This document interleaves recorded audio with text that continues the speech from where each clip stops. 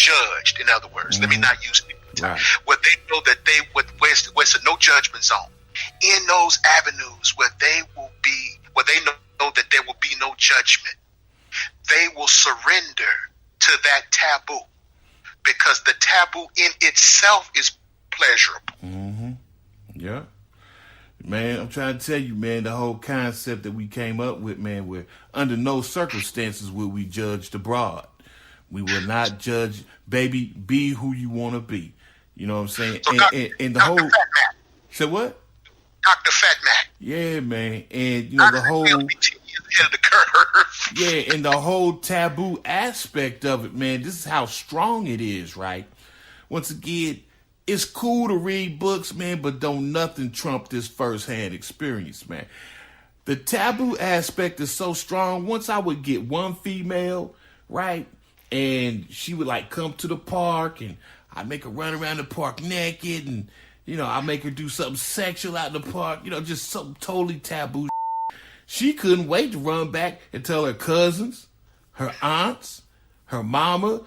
Before I know it, my phone is ringing with her cousins, her aunts, and her mama wanting to do something taboo out in the park. What book do I need to read, Tony? Dr. Fat Mack. What book do I need to read, man? I was like, come on, man. I've been doing... Bruh, I wrote this son. I wrote this Man, I'm trying to tell you, man, I cannot believe some of the I got away with. You know, I stumbled upon a lot of that Of course, trial and error and on accident. Of course, I mean, I don't know what the I'm doing.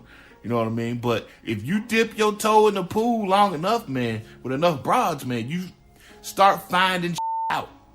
You start, and you like, oh, you know, like, oh, it's like that? This is how they get down? Oh, man. So, yeah, man, I got cousins. I got aunts. I got mother, daughters. I got, you know, they all wanted to do something freak nasty, man. And all they needed was that excuse. They had to have that excuse, man. You know what I'm saying?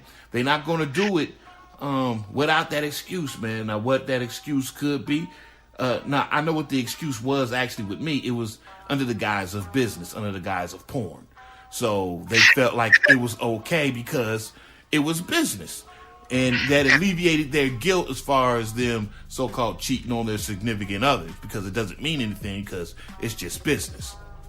That brings me to my next. Boy, you just don't know. You have no idea. And I'm glad I read them books. Okay. I'm glad I read those books. Excuse me. Right. I'm glad I read them. You know, and they also talked about that compartmentalization. Wow. It does. It talks about compartmentalization. And here's what they said about female compartmentalization. Okay. Women, although they may not like it, it is preferable if a man is sexually unfaithful as opposed to if a man is emotionally. They're more insulted by if a man is sharing his emotions with a woman than they are when he's sharing his with a woman. Okay. That type of compartmentalization. So in other words, yeah, they may not like you cheating. So a man will call a woman a if she cheats sexually. Okay. A woman will call a man a hoe if he cheats emotionally. Okay. So in other words, you can she just a bitch or she just a side bitch or whatever the case may be. That's one thing. But when you her and you start catching feelings for her and you treat her like your main to her, that's when you ain't no good. Okay.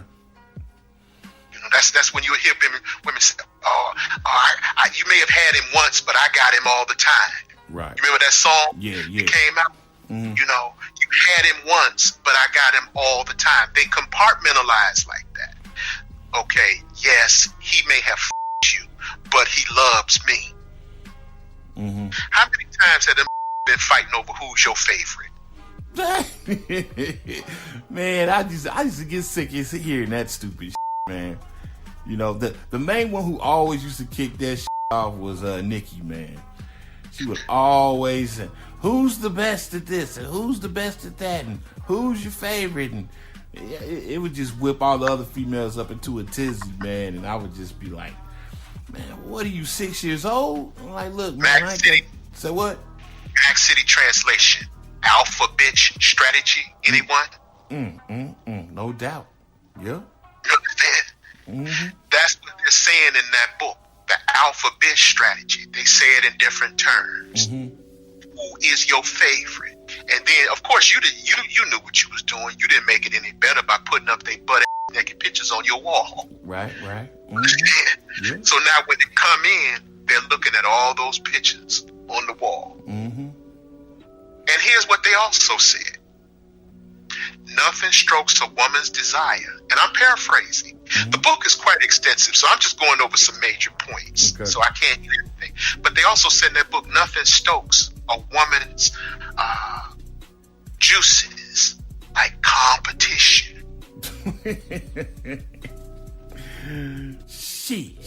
Mack City, A sexual value is determined by whether or not other want it.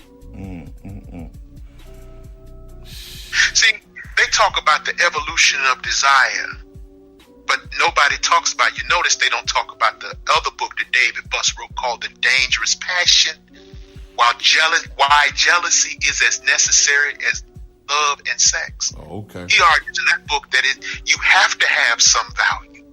You have to have other interested in you just to get one interested in you. Mm-hmm. Because in her mind, if the other females don't see any value in you, then you are not worthy to be between their legs. You ain't nobody for them to with anyway if other don't find you attractive.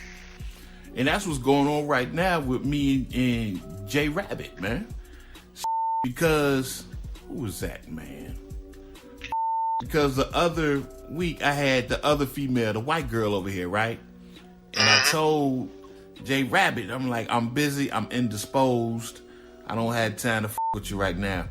She like, who over there? What's going on? Why can't I come over? I'm like, look, you don't know her.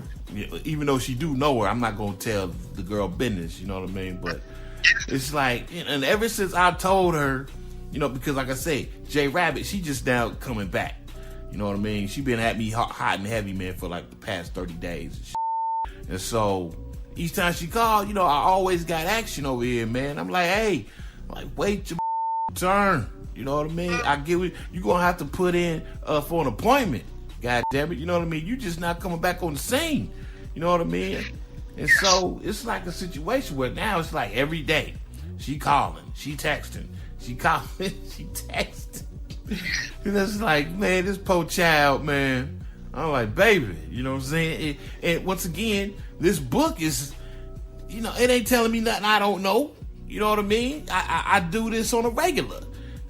I gotta make sure the broads know I got options. Shit. Jealousy is a transaction cue. Jealousy is it is an attraction cue, not a transaction cue. It is an action cue. Again, that book, A Billion Wicked Thoughts, says that. Yeah. That's how women determine male desirability, by whether or not if he's attractive to other women. Now, you don't need to read A Billion Wicked Thoughts to come to that conclusion. Right. Understand? So what these books are saying is the same thing that been doing in the streets for over 10 years. Okay. Ain't a thing high-powered about it. Okay. The only thing high-powered about those books is the language. It's the 4 and 5 syllable words. That's it. Right. They use 4 and 5 syllable words to explain 1 syllable realities. All right. That is, Mac, I swear to God, if you read that it looks like one of them journal logs from Mack City.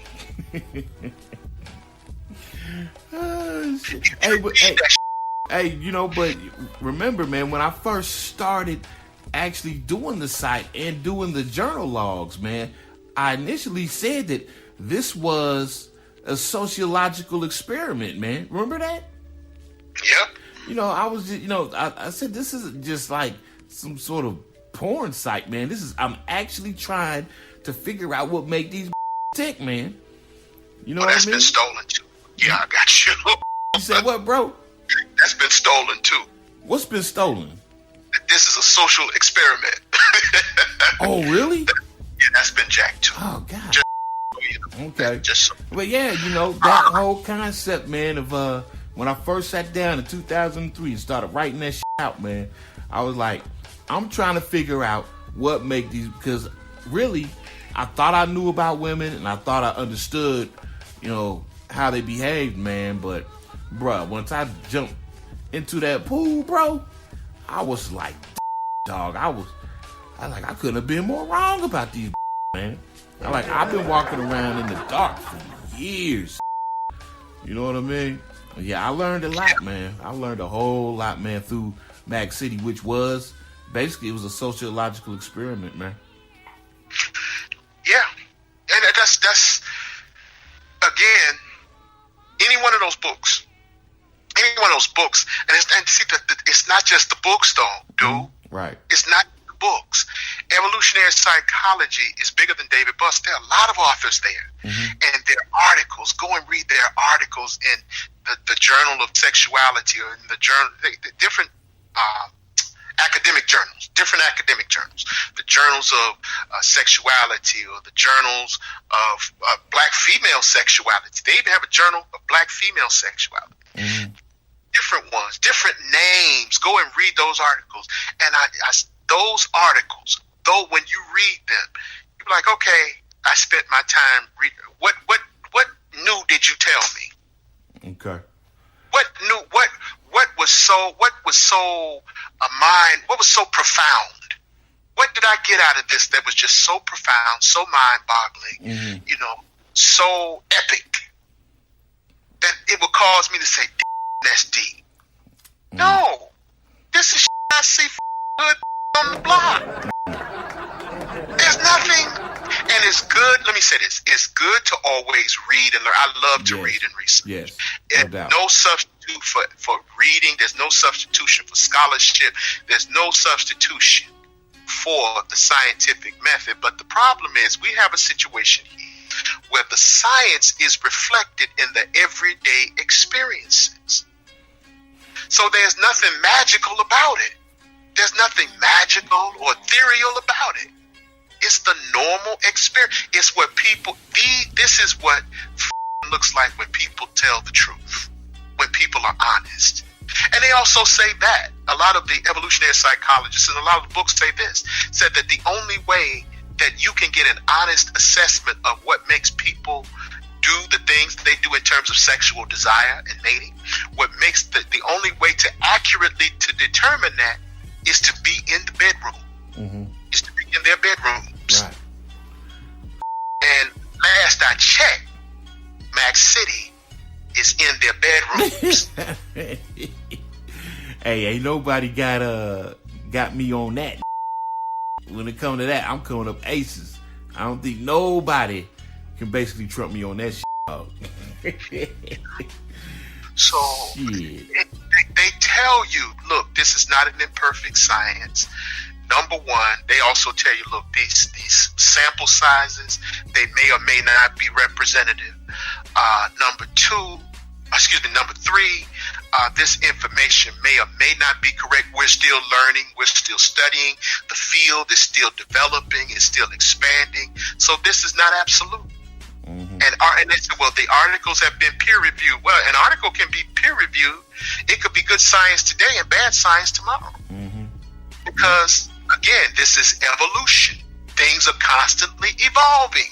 They're constantly changing.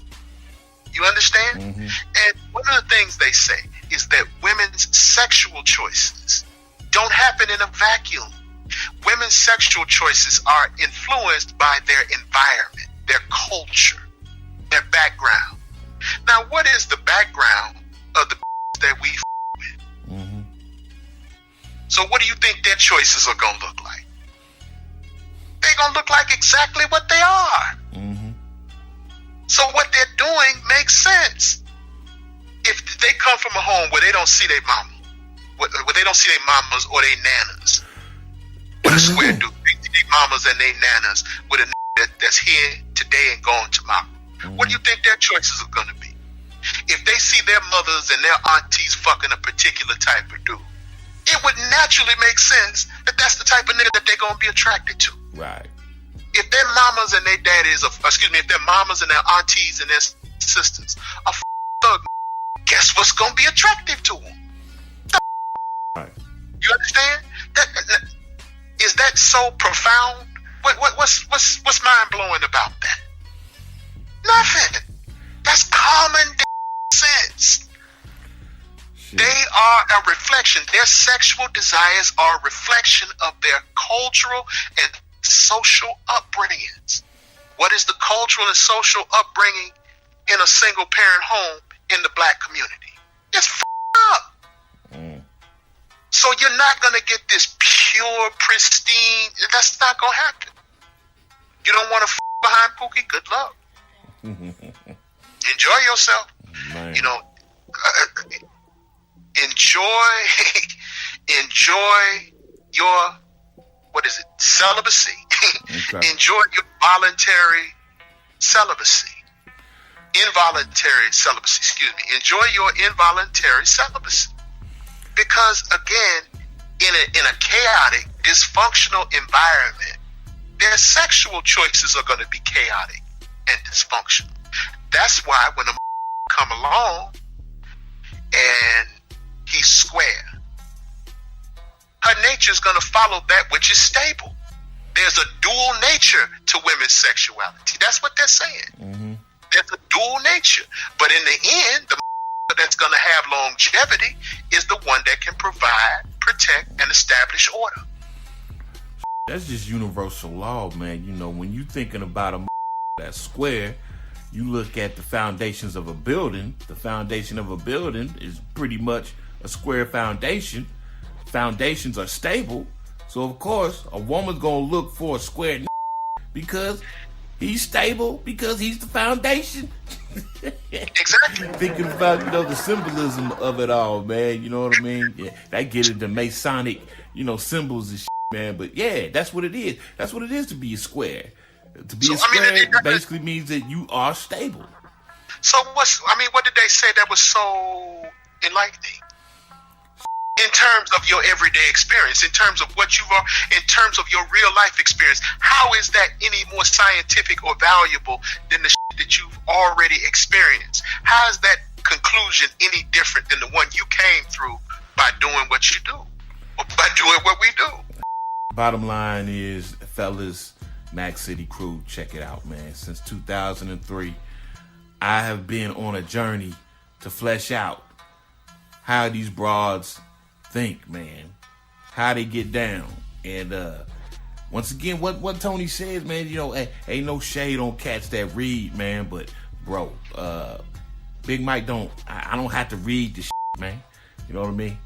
Since 2003, 2012, bro, I have lived everything that them books is talking about, man. You know what I mean? So, and that's why the whole Pookie and Ray Ray debate just bores me to tears, man, because there's levels to this shit, man. I sit high on Mount Olympus looking at this shit, and I'm just like, these mortals, they know not what they do. They know not what they do, man. I'm like, bruh, none of you are safe. Ain't none of you man. You can't call yourself no Pookie. You can't call yourself no Ray Ray. You can't call yourself no lame. Basically, it's all predicated upon the broad. And it's all is predicated upon time and space and situation and circumstance. Once again, we go back, and this little phrase I'm about to say has been Swagger Jack too. Relationships are dynamic. They are not static. So to one female, I might be a Pookie. To another female, I might somehow, some way be a lame. You know what I mean? Bruh, y'all gotta stop ascribing to these thought matrices, man, where you just imprison yourself with words and philosophies, and you're supposed to do this, and you're supposed to think that way. Man, y'all gotta get out of that shit, man. Y'all, when you become a slave to them thought matrices, man, you lose. You gotta be dynamic in this shit. Go ahead, Tony. There's no textbook that's going to teach you how to take a punch in the face. Right. There's no textbook that's going to teach you how to fight real time. Mm-hmm. There's no textbook that's going to teach you how you should react to a woman at any given time or date. Mm-hmm. You may be in a situation where you may have to be an you may be in a situation where you may have to be snuggles. Mm-hmm. You may be in a situation where you have to be indifferent. Being in these situations and being in the field with women, direct evidence, direct combat, actual experience, real life experience is going to teach you that no book can tell you. Mm-hmm. Real life experience. Book, what did Bruce Lee say about Wing Chun? He said it solidifies what once was fluid. Mm. The devotion to tradition and styles solidifies what once was fluid. Reading a book is good because learning theory is one thing. Theory is beautiful, but practice is supreme. Mm-hmm. Science is not static. Science is dynamic. It changes according to the factors and the circumstances of the experiment. What may be true today may not be true tomorrow. Mm-hmm. You understand? Yeah. And that science may not necessarily fit your disposition. The behavior is recorded, the reactions are recorded, the situations are recorded. But it's no different than what you go through. They're recording the dynamic transactions of people in a static form. They're giving it to you in a book and telling you it's supreme. Evolutionary psychology, it is fascinating, but it is not more supreme than direct experience. And again, I glossed over much of the shit. I left out a lot of it. I just simplified, most of it. But it is essentially no different than what I see every day on the block. It is no different than what men experience every day in life. It even talks about cuckoldry. It even talks about simps. They don't use that language, of course. They don't use the language of simps. They do talk about cuckoldry, but they use the language of simps. And they, fascinatingly enough, they talk about how a lot of these terms derived from the homosexual culture, the LGBT culture. Mm-hmm. The big black cock and all these concepts of domination come from the homosexual culture. That's been left out too, though. Hey, check it. This you was talking about the books, man, and you talking about how they're written and how they're using all this highfalutin language and whatnot, and how some cats can't really see the value in the street aspect of the experience because they're juxtaposing that with the big words that's in the book. You know what I mean? What this reminds me of is the church, like the Vatican, wanting to keep the Bible in Latin. You know what I mean? Because when you keep the Bible in Latin, the laymen have to go to the cardinals, they have to go to the Pope, they have to go to the fathers for the interpretation. You know what I mean? They don't want you to put it in just plain English so that you can interpret it for yourself. You know what I mean? They want it in all this fancy man, so that you have to go to the so-called experts.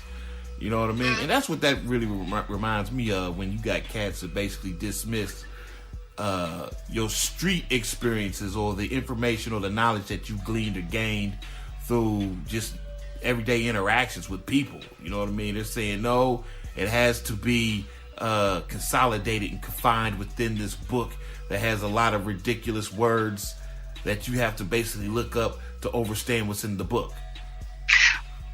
True.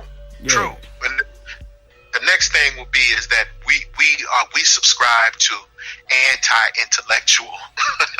Well, hey, it is what it is. Once again, me and you, between two of us, man. I know it don't sound like it, especially with me. I read tons of books, man. I don't remember jack shit in them anymore. You know what I'm saying? But bruh, I used to, man, you know, but my main thing was always philosophy, metaphysics, and occult sciences. You know what I mean? Your shit was more so sociological and, you know, black studies and whatever. Well, no, history, world history. Yeah, man. You know I've always been a proponent of history, theology, philosophy, mathematics, and law. Right. You know what I'm saying? Yeah. That's my. But Ain't what I'm nothing saying, anti-intellectual about us, man. what they will say is because we are trumpeting, or we're promoting, or we're propagating the street shit over the intellect, or over the scholarly, peer-reviewed articles, that we're somehow being anti-intellectual, and we're relying upon what you get in the streets. And I would say this: everyone knows. Any person that's a martial art, any person that's a combat, any person that's a fighter knows